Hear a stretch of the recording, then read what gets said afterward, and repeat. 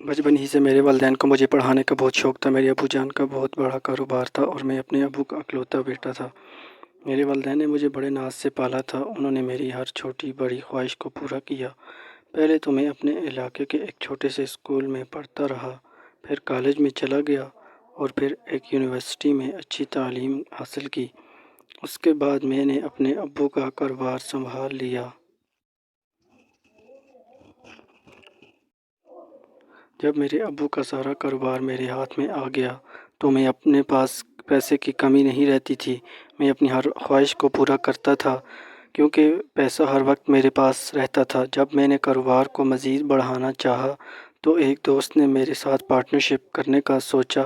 میں نے اپنا فائدہ سوچا تو میں نے بھی اس کے ساتھ کاروبار کرنے کا فیصلہ کر لیا۔ ہمارے کاروبار دن دگنی رات چگنی ترقی کرتا گیا۔ اب پیسہ میرے پاس پہلے سے بھی دگنا ہو چکا تھا۔ ایک دن میرا دوست مجھے ایک پارٹی میں لے گیا۔ میں نے زندگی میں پہلی مرتبہ شراب پی میں نشے میں تھا۔ اسی پارٹی میں ایک حسین و جمیل لڑکی نے میرے اسٹیٹس کو دیکھا تو وہ میرے پاس آئی اور مجھ سے چمٹنے لگی۔ میں بھی اس کی خوبصورتی پر عاشق ہو گیا اور میں اس کو ایک کمرے میں لے گیا اور اس کے ساتھ ساری رات زنا کرتا رہا۔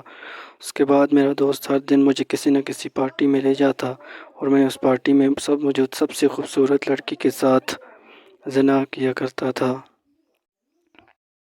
جب یہ خبر میری امی تک پہنچی تو اس نے مجھے بہت سمجھایا کہ تم کسی کی بہن اور بیٹی کی عزت کے ساتھ کھلواڑ نہ کرو کیونکہ کل کو تمہاری بیوی نے آنا ہے۔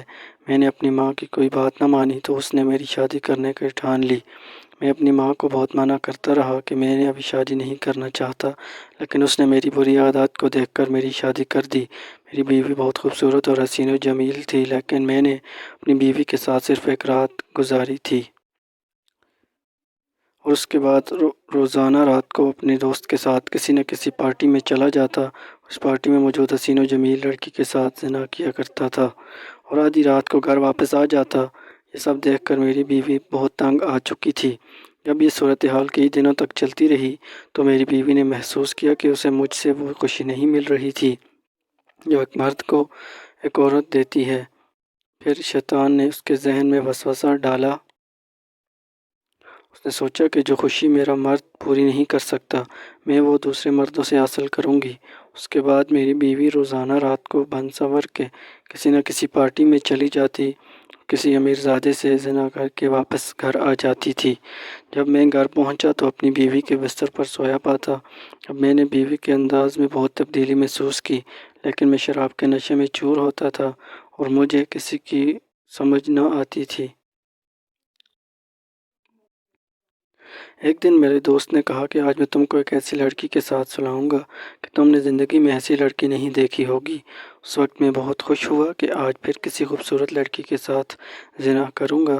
اس کے بعد ہم دونوں شہر کے مشہور ہوٹل میں اس لڑکی سے ملنے چلے گئے۔ جب ہم اس ہوٹل میں پہنچے تو میرے دوست نے کہا، لڑکی اندر کمرے میں بن سنور کے بیٹھی ہے، لیکن پہلے میں اس کے ساتھ زنا کروں گا، پھر تمہاری باری آئے گی اور اس کے بعد تم کمرے میں جانا اور زنا کر لینا۔ میرا دوست کمرے کے اندر گیا اور اس لڑکی کے ساتھ 3 گھنٹے تک زنا کرنے کے بعد باہر واپس آیا۔ میں ساتھ والے کمرے میں اس کا انتظار کر رہا تھا۔ جب وہ واپس آیا تو اس نے کہا کہ جاؤ اندر، لڑکی تمہارا انتظار کر رہی ہے۔ میں بھی خوب بن ٹھن کے اندر گیا اور جیسے ہی کمرے کے اندر داخل ہوا تو اس لڑکی کو دیکھ کر میرے پیروں تلے زمین نکل گئی، کیونکہ جس لڑکی کو میں نے اس بستر پر دیکھا وہ میری اپنی ہی بیوی تھی۔ جیسے ہی میری بیوی نے مجھے دیکھا تو اس کی آنکھیں پھٹی کی پھٹی رہ گئیں۔ ہم دونوں ایک دوسرے کو بڑی عجیب و غریب نظروں سے دیکھ رہے تھے۔ جب میں نے اپنی بیوی کو دیکھا تو میں اسی وقت اس کے اوپر چیخا چلایا تو ہمارا شور سن کر میرا دوست آ گیا اور جب اسے پتہ چلا کہ جس لڑکے کے ساتھ وہ 3 گھنٹے زنا کر کے چلا گیا تھا وہ میری اپنی ہی بیوی تھی، تو اس نے سوچا کہ میں ایسے دوست کے ساتھ کیسے کاروبار کر سکتا ہوں جس کی بیوی اسے کام کرتی ہے۔ اس نے اس وقت میرے ساتھ کاروبار ختم کر دیا اور میرا کاروبار تباہ ہو گیا۔ میں نے اپنی بیوی کو اسی وقت اسے کمرے میں طلاق دے دی اور واپس گھر آ کر اپنی ماں کے قدموں میں گر گیا اور اپنی ماں سے معافی مانگنے لگا۔ لیکن یہ سب دیکھ کر میری ماں بڑی حیران ہوئی کہ آج میرے بیٹے کو کیا ہو گیا ہے، جو ٹھیک سے میرے ساتھ بات نہیں کرتا تھا، آج میرے قدموں میں کیسے گر گیا ہے۔ میری ماں نے مجھے سہارا دے کر اٹھایا اور پوچھا تو میں نے اپنی ماں کو سب کچھ بتا دیا، یہ بھی بتا دیا کہ میں اپنی بیوی کو طلاق دے کر آ گیا ہوں۔ میری ماں نے یہ سنا تو بہت پریشان ہوئی اور اس نے کہا کہ بیٹا، اس کام میں صرف تیری بیوی کا قصور نہیں، اس کے جرم میں تو بھی حصہ دار ہے۔ تم نے اپنی اتنی حسین و جمیل اور نوجوان بیوی کی وہ خواہش پوری نہیں کی اور اسے وہ خوشی نہیں دی جو ایک مرد اپنی بیوی کو دیتا ہے، اس لیے اس نے وہ خوشی حاصل کرنے کے لیے دوسرے مردوں کا سہارا لے لیا۔ مجھے اس وقت اپنی غلطی کا بہت احساس ہوا اور میں خود کو اندر ہی اندر سے قصوروار ٹھہرا رہا تھا، لیکن اب میرے پاس پچھتانے کے علاوہ اور کوئی چارہ نہیں تھا۔ بس میں نے اپنے دوستوں کو پیغام دینا چاہتا ہوں کہ اگر تمہارے پاس دولت آ جائے تو اس کا استعمال ایسے کاموں میں کرو جن سے تمہاری عزت و وقار بنے اور مستقبل میں تمہارے لیے شرمندگی نہ بنے۔